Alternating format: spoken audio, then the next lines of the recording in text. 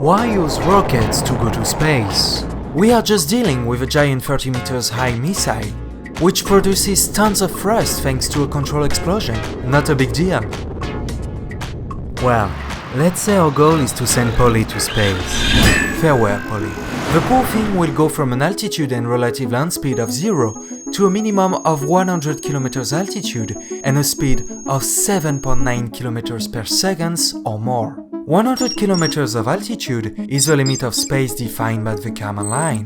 7.9 km per second is the target speed to remain in orbit at this altitude and not fall back to Earth. I will come back to these figures in a future video. To get off the ground, we built a balloon, an airplane, a catapult, an elevator and a rocket. You can get off Polly, you won't get on a plane or a balloon. Whether through lift or Archimedes thrust, both need the atmosphere to rise. A slight detail when you want to go into the vacuum of space. Moreover, whether by wind or with its reactors, it is impossible to reach a sufficient speed to remain in orbit. The fastest aircraft in the world, the SR-71 Blackbird, could fly up to 3,530 km per hour, a crazy speed that would have to be multiplied 8 times to stay in space. With a catapult, it's not bad. Well, we should be talking about a railgun.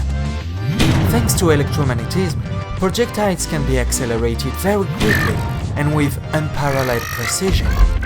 NASA, for example, conducted tests with a railgun whose projectile reached 9,000 km per hour and hit a 5-meter target 350 km from the firing point.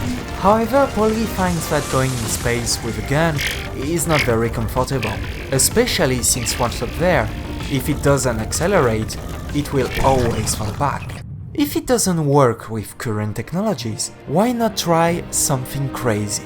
A space elevator. The promise of a regular, economic, efficient access to space that would allow us to colonize the solar system and become an interplanetary species is impossible. In addition to the huge cost of development, such a construction would face major technological, mechanical, environmental, and physical challenges that cannot be overcome today. A solution that could make sense on a smaller scale on the Moon or an asteroid, but unfortunately not on Earth. That leaves a rocket and its rocket engine. Quickly, what's a rocket? It's a vehicle that carries its fuel and oxidizer, which allows it to move in a vacuum alone thanks to the principle of action-reaction. It therefore flies in both the atmosphere and space. It's expensive, difficult to build, and highly regulated, but it works, and we don't have any better options today. In short, Polly has a chance to get away with it, if we build the rocket properly, which is not within everyone's reach.